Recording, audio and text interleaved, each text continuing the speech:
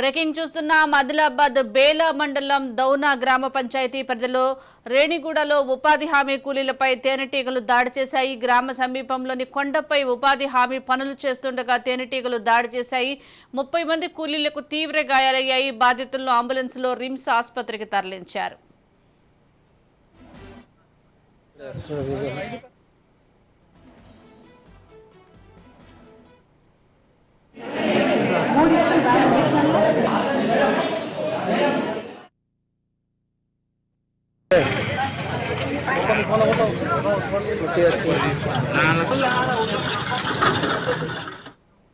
ఆదిలాబాద్ బేలా మండలం దౌనా గ్రామ పంచాయతీ పరిధిలోని రేణిగూడలో ఉపాధి హామీ కూలీలపై తేనెటీగలు దాడి చేశాయి. గ్రామ సమీపంలో కొండపై ఉపాధి హామీ పనులు చేస్తుండగా తేనెటీగలు దాడి చేశాయి. 30 మంది కూలీలకు తీవ్ర గాయాలయ్యాయి. బాధితులను అంబులెన్స్లో రిమ్స్ ఆసుపత్రికి కూడా తరలించారు. దీనికి సంబంధించి మోర్ అప్డేట్స్ మా ప్రతినిధి శ్రీనివాస్ అందిస్తారు. శ్రీనివాస్.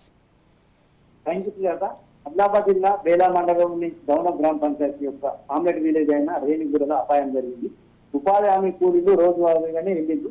అయితే అక్కడ చెత్త మరియు గడ్డికి వాళ్ళు మంట పెట్టడంతో ఒక్కసారి మంట లేస్తున్న కొండ పైన ఉన్న చెత్త పైన ఉన్న తేనెటీగలకు మంట అంటుకోవడంతో తేనెటీగలు ఒక్కసారిగా ఉపాధి కూలీలు కనిపిస్తున్న కూలీల పైన దాడి చేసినాయి.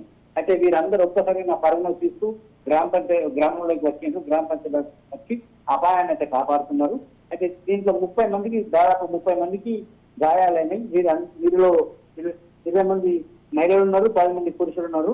వీరందరినీ హుటాహుటిన అంబులెన్స్ ఆటోల ద్వారా ఆదిలాబాద్ జిల్లా కేంద్రంలో రిమ్స్ హాస్పిటల్ తరలించడంతో అంటే వెంటనే వాళ్ళకు వైద్యం అందడంతో ఎలాంటి అపాయానికి జరగలేదు, ఎలాంటి వాళ్ళకి ప్రాణ నష్టం జరగలేదు.